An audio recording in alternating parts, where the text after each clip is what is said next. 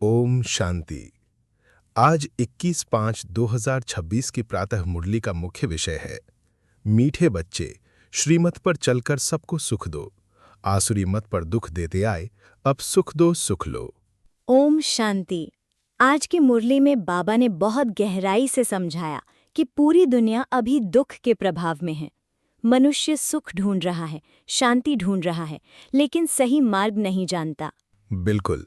आज बाबा ने कहा कि दुनिया में सब लोग शांति चाहते हैं, परंतु ये नहीं जानते कि शांति कहाँ से मिलेगी।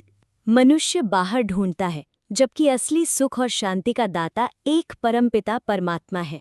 आज प्रश्न भी इसी समझ पर आधारित था। बुद्धिमान बच्चे कौन सा राज समझकर ऊंच पद पाने का पुरुषार्थ करते हैं? उत्तर में बाबा ने कहा, ये पूरा सृष्टि चक्र सुख और दुख का, हार और जीत का खेल है। अभी दुख का समय समाप्त होने वाला है और आधा कल्प सुख का राज्य आने वाला है। इसलिए समझदार बच्चे इस समय को पहचान कर पुरुषार्थ में लग जाते हैं। आज बाबा ने कहा कि सतयुग से लेकर त्रेता के अंत तक दुख का नाम भी नहीं होगा। सोचो, ऐसी दुनिया जहाँ भय नहीं, बीमारी नहीं, अशांति नहीं, लड़ाई नहीं। और उस नई दुनिया की स्थापना के लिए स्वयं परमात्मा परम धाम से यहाँ आए हैं। ये कोई साधारण बात नहीं है। आज बाबा ने बच्चों को याद दिलाया कि हम बेहद के स्कूल में बैठे हैं।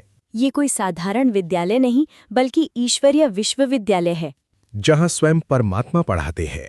आज बाबा ने कहा, बाकी सब आसुरी मत पर एक दो को दुख देते हैं, तुम श्री मत पर सुख दो। यही ब्राह्मण जीवन की विशेषता है। आसुरी मत क्या करती है? क्रोध, ईर्ष्या, अहंकार, स्वार्थ, ये सब दुख देते हैं। और श्रीमत क्या सिखाती है? मधुरता, शांति, दया, सहयोग, आत्मिक दृष्टि।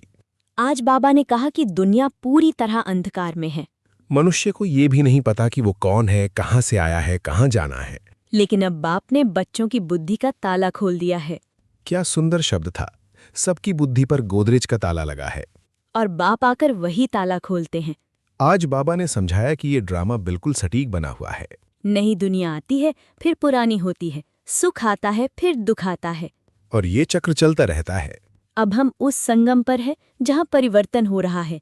आज बाबा ने कहा कि हम एक्टर्स हैं, लेकिन दुनिया को ये भी नहीं पता कि वो ड्रामा में पार्ट बजा रही है। हम अब जानते हैं कि मूल वतन, सूक्ष्म वतन और स्थूल वतन क्या है। और ये ज्ञान हमें किसी शास्त्र से नहीं, सीधे परमात्मा से मिल रहा है। आज बाबा ने संसार को कांटों का जंगल कहा, क्योंकि यहाँ हर ओर दुख, अशांति और देह का अभिमान है। यहाँ तक कि छोटे बच्चे भी दुख देते हैं। गर्भ में भी माँ को कष्ट होता है। इसलिए बाबा कहते हैं ये दुनिया अब पुरानी और दुखमय हो चुकी है। आज बाबा ने सीता और राम का भी बहुत सुंदर आध्यात्मिक अर्थ समझाया।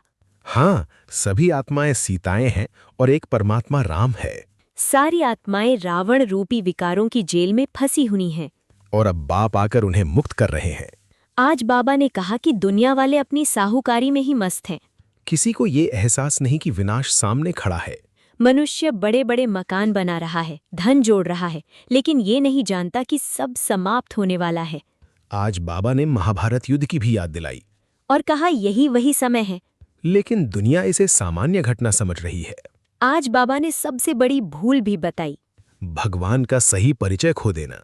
मनुष्यों ने गीता में भगवान का नाम ही बदल दिया, जबकि वास्तव में शिव बाबा राजयोग सिखाते हैं। आज बाबा ने ये भी समझाया कि 5 विकारों का ग्रहण सब पर लगा हुआ है, विशेषकर देह अभिमान का।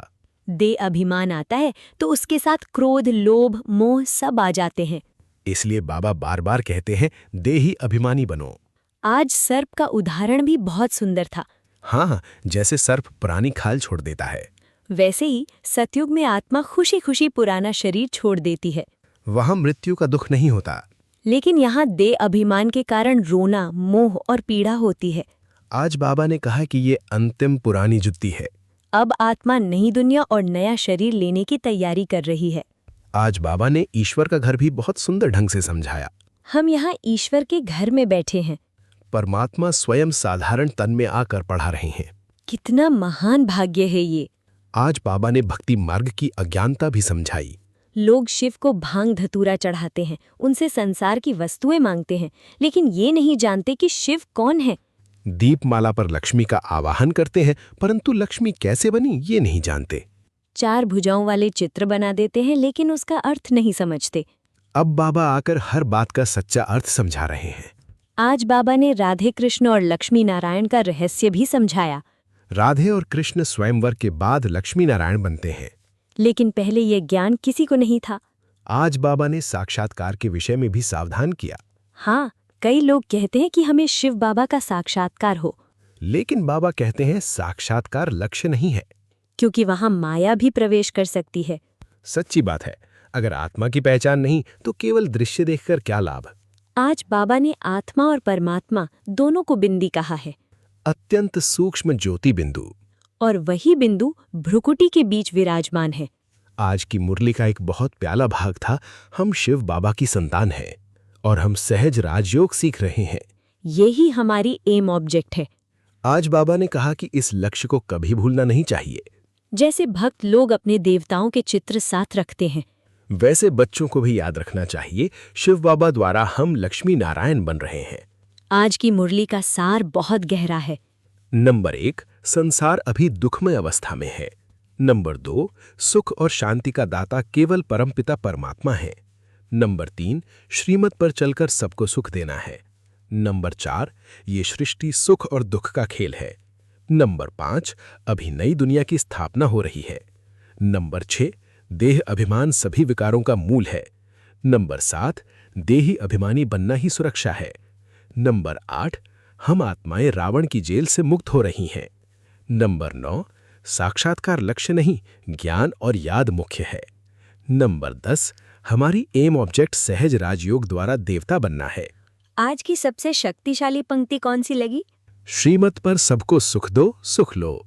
क्योंकि यही ब्राह्मण जीवन का सार है। जब आत्मा स्वयं सुखी बनती है तभी दूसरों को सुख दे सकती है। और जब श्रीमत जीवन में उतरती है तब व्यवहार बदलता है, दृष्टि बदलती है और संसार को देखने का तरीका भी बदल जाता है। ओम शांति। ओम शांति।